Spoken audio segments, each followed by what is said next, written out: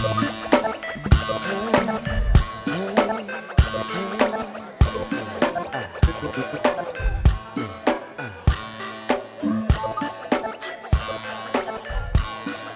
everybody, this is Bo. We're back at the Sports Lounge. We want to say hello to everybody over in Great Britain, Norway, Germany. We want to say also hello to in the continent of Africa. We've got fans there, believe it or not, in Morocco. We got in Liberia, believe it or not, in Egypt. That signal goes over to Saudi Arabia, where I'm sure our troops are tuning in to us.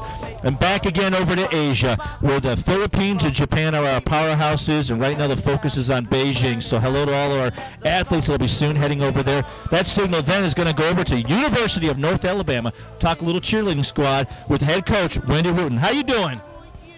I'm doing great. How are you?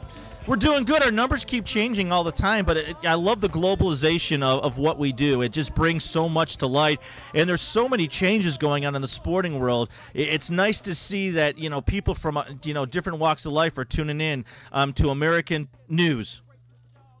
I think it's wonderful.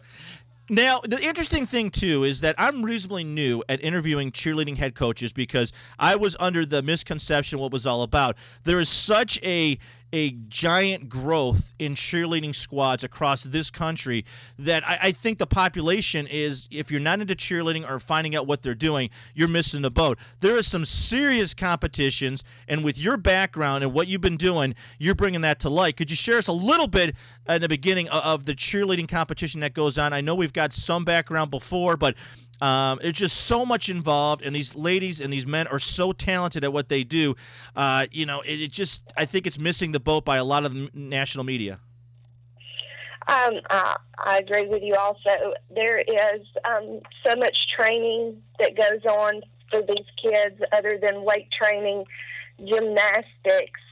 They build, there are human pyramids, basket tosses. There are so many different aspects of cheerleading that it's really hard to let the general public know what's going on unless you've been involved in it. And so with our competitive program, we started out about 4 or 5 years ago deciding that we were going to have a competitive program, which switches the ball just a little bit with a lot of cheerleading programs, because you always have that misconception that the cheerleaders are there on the sidelines just to look cute and bounce around, which if you went through an average cheerleader practice here at North Alabama, you would know better. It's not just about that.